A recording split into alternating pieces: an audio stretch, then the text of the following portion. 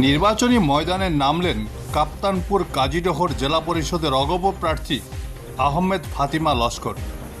নির্বাচনী ময়দানে নামলেন কাপ্তানপুর কাজীডহর জেলা পরিষদের অগপ প্রার্থী আহমেদ ফাতিমা লস্কর।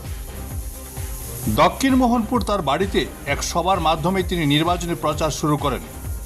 প্রার্থীর শ্বশুর তেরার আলী বড়ভূঁইয়া পৌরোহিত্যে অনুষ্ঠিত এই সভায় কংগ্রেসকে নির্বাচনে হারানোর আহ্বান জানান অগপ নেত্রী Ayesha Sultana Chowdhury. Bureau report Barak vision. সবাই সাপোর্ট করিয়ে নিয়েছে, এটা আমরা দেখছি। আমরা সমস্ত আসামের মধ্যে আপনারা একটা প্রমাণ দিতে পারতো না যে কোনো জায়গায় বিজেপি এবং এজিপি এ টিকিট দিতে গিয়া দাঙ্গা হাঙ্গামা হয়েছে, অফিসে মায়ের হয়েছে, অফিসে মারামারি হয়েছে, অনেক কিছু হয়েছে। কিন্তু এটা একটা দলের মধ্যে খুব বেশি হয়েছে। এটা আমরা দেখি আর আজকে থেকে নাই।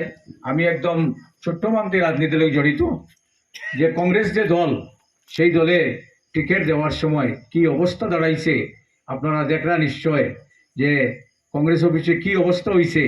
কংগ্রেসে অনেক জায়গা টিকিট দিতে পারছে না। এক জায়গাতে এরকম হয়েছে যে সিটটা হইল গিয়া মেয়র, আর তারা এখানে সেলের টিকিট দিয়া জমা দিচ্ছে। এই হলো কংগ্রেসের বর্তমান অবস্থা। কংগ্রেসের অবস্থা সমস্ত ভারতবর্ষে খুবই খারাপ এবং আগামী দিনে আরও খারাপ হইব।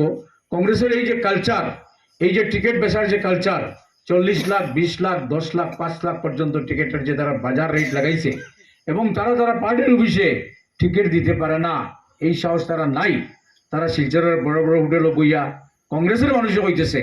আমি তো কংগ্রেসি মানুষ নাই, কিন্তু কংগ্রেসের মানুষে আমরা ফেসবুকের মাধ্যমে দেখি আর যে কইতেছে যে অমুক হোটেলে বইয়া নেতা হলে টিকিট বিক্রি করতেছে।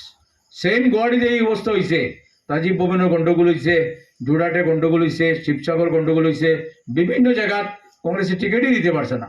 আর আমরা সৌভাগ্য হইল ওটা যে আমরা এখন পর্যন্ত বরাক উপত্যকায় প্রায় 23 জন এপি বিনা প্রতিদ্বন্দ্বিতায় জিতিয়ে আসছেন।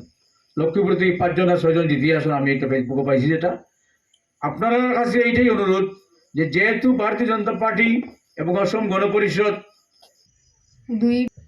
দুই মেয়ে আপনারা ভোট দিয়ে আমাকে জয়যুক্ত করুন, এটাই বলবো আমি সবাইকে। আমার গ্রামের মুরব্বী, ছোটো ভাই বোনেরা আর আমার